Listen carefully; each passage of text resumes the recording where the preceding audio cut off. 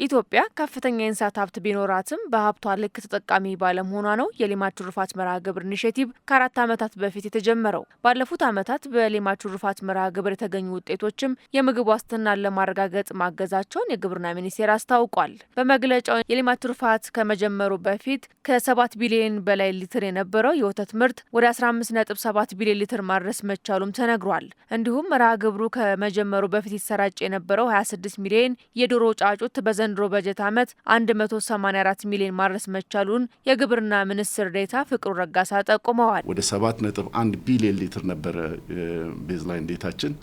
ዘንድሮ ላይ አቅደን የሰራነው 15.7 ቢሊዮን ሊትር የተመረተበትና ይህንንም ስናየው በእጥፍ እያደገ ያለበት ሁኔታ ነው ያለው። በጫጩት ስርጭት ወደ 26 ሚሊዮን አካባቢ ነበር ሌማት ትሩፋት ሲንጀምር የነበረው ካፓሲቲ።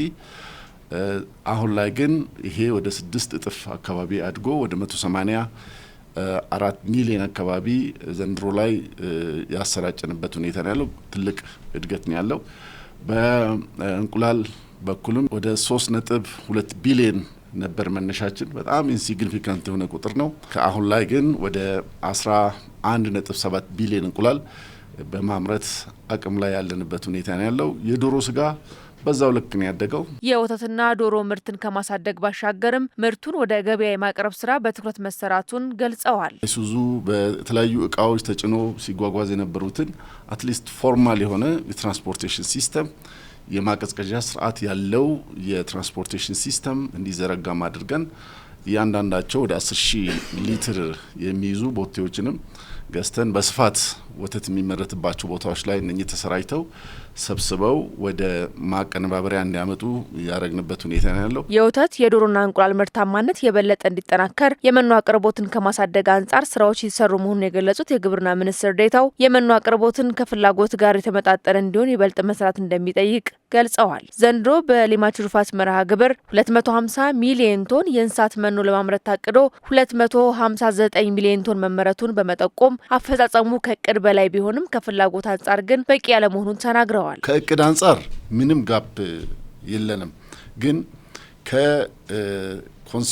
ኮንሱመርስ እንስሳቶቹ ከዶሮ ቁጥር እድገት ከላሞች ቁጥር እድገት ጋር የተገናኘ ጋፕ ነው የተፈጠረው እንጂ ከእቅድ አንጻር ምንም ዝቅተኛ የሆነ ፐርፎርማንስ አይደለም ያለው ማለት ነው። በዚህ ግን ቀጣይነት ያለው በዛው ልክ እያደገ መሄድና መመጣጠን አለበት የሚለውን እኛም የምንወስደውና የምንሰራበት ሁኔታ ነው ያለው። ሌሎች ግብአቶች ዋጋ ባደገ ቁጥር የነኚህ የመኖ ዋጋም በዛው ልክ ያድጋል። ዋጋው ካደገ ደግሞ የአምራቾቹ ማትረፍ ስላለባቸው የእንስሳት ውጤት ዋጋ ያድጋል።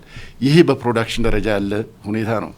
ግን ከተመረተ በኋላ የሚቀባበሉ አካላት ብዛትም ደግሞ በእኛ ስንጠቀም በዋጋው ላይ በጣም ትልቅ ኢምፓክት አለው። የሌማት ትሩፋት አካል በሆኑት የንብ ማነብና በአሳ ምርታማነት አበረታች ውጤት መገኘታቸውም ተነስቷል። የአሳ ምርታማነትን ከማሳደግ አንጻር የአሳ ጫጩት የምርት እድገት በ4 እጥፍ ማደጉ ተገልጿል። 5 ሚሊዮን አካባቢ የሆነ የንብ መንጋ ነው አላት ተብሎ እንትን የሚለው አሁን ግን ያም ወደ 7 ሚሊዮን አካባቢ ያደገበትና በዛ ልክ ምርቱም እንዲያድግ የተደረገበት ሁኔታ ነው ያለው።